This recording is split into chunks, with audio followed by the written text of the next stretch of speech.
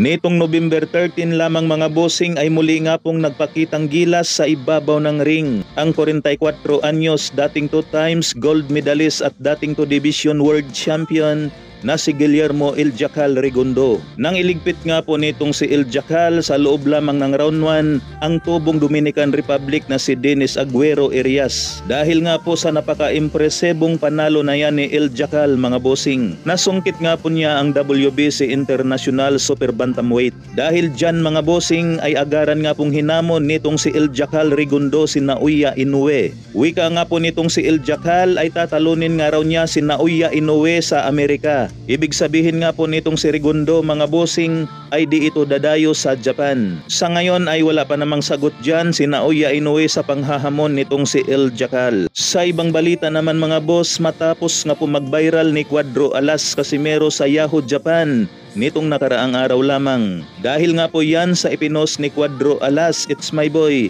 natitigil na umano ito sa boxing at di raw ito lalaban kung walang Naoya Inoue." Kung saan ay pinatulan nga po ang post na yan ng Yahoo Japan. Pero kung inaakala nga po natin mga boss na sa Yahoo Japan lamang nag-viral itong si Casimero dahil sa kanyang mga post, nagkakamali pala tayo mga boss. Dahil sa ipinost ni Papsi Kultura mula sa bansang Japan. Ito nga po ang patunay mga boss na talagang kalat na kalat sa bansang Japan ang mga banat nitong si Cuadro Alas, "It's my boy." Napatawa nga po itong si Papsi Kultura sa kanyang ipinost mga boss. Dahil nauna pang nakaalam ang kanyang katrabahong Hapon na magre-retiro na raw si Casimero. Nasa pag-search nga raw nitong si Papsi Kultura mga boss ay trending nga raw sa Japan News itong si Cuadro Alas Casimero. Shoutout Cuadro Alas! Napakagwapo, napakapogi, napakabango sa personal.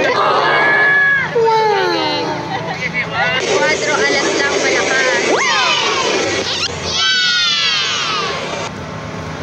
Kahit gamitan ko lang to ng presensya tsaka ng yabang na likas, hindi uubray ang Inoue nyo galing Japan pag tinapat na sa angas ng Pinas.